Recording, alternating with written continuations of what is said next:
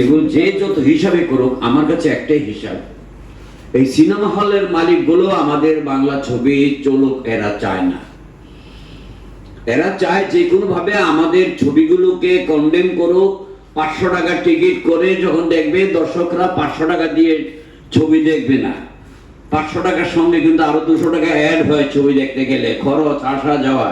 ওরা ইচ্ছা করে বাড়িয়েছে যেন আমাদের ছবিগুলো না দেখে এবং দর্শকদেরকে না জানিয়ে, আমাদেরকে না জেনে দুটো শো আরম্ভ করে, যে শোগুলিকে দর্শকরা জানে না। এই জন্য ছবিগুলো সেল না হতে চাই। এটার মূল কারণ সরকারকে দেখাবে আমাদের দেশের ছবি চলে না, আমাদেরকে ভারতীয় ছবি দিন। একদম এটি সত্য যে ভারতীয় ছবি, কারণ ইংলিশ ছবিতে অত কিছু হবে না। ভারতীয় ছবিগুলো যেন এই দেশে আছে, ওরা দেখাবে যে এগুলি চলে না, আমাদেরকে দেন না, হল শেষ, ভেঙে ফেলেন সিনেমা হল। আমাদের প্রযোজকরা ওরা ভাঙতে পারবে না, লিখিত আছে যে সিনেমা হল আপনারা ভাঙতে পারবে না, আমার প্রযোজকরা ছবি করবে না। আমার প্রযোজকের 1-2 লক্ষ 80 লক্ষ 1 কোটি টাকা তার পকেটে থাকলে ব্যাংকে দিলে সেটার যে টাকা পাবে সেটা দিয়ে ভাত খেতে পারবে, ছবি করার দরকার নাই। কিন্তু তোমরা সিনেমা হল ভাঙতে পারবে না, দাঁত করে দিয়ে রাখছো ফ্রম ব্রিটিশ পিরিয়ড, এখন পর্যন্ত সেই আইন চলছে। আমরা ছবি বানাবো না, কিন্তু তোমার হল ওই হল খালি থাকবে, ওখানে কিছু করতে পারবে না। ওরা আমাদের চলচ্চিত্রকে ধ্বংস করার জন্য, নিজেদের স্বার্থ চরিতার্থ করার জন্য এরা এইসবে লেগেছে।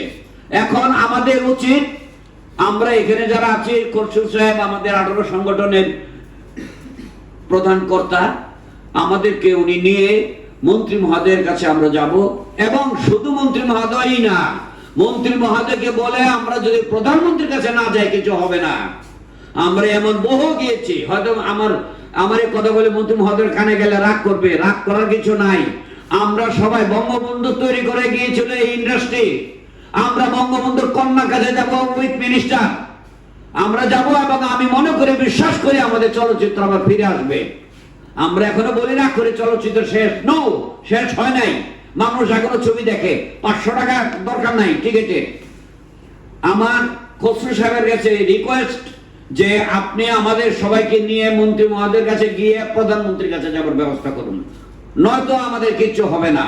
আর এখানে আমাদের যে সাংবাদিক ভাইরা আছে, আপনারাও আমাদের জন্য কথা বলবেন, কারণ আমরা যদি চলচ্চিত্রের সাংবাদিকতাই করেন আপনারা, আমরা যদি চলচ্চিত্র নির্মাণে যেতে না পারি, তাহলে আমরা কি সাংবাদিকতা করবেন, কি লিখবেন, কি বলবেন?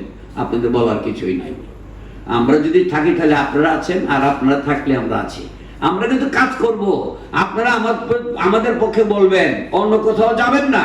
ভালো আমরা বলি না বাড়িয়ে লিখুন, যেটা সত্য সেটাই লিখুন। আমি যে কথাগুলো বলেছি, হায়ার সাহেব যে কথাগুলো বলেছে, একটাও মিথ্যা কথা না।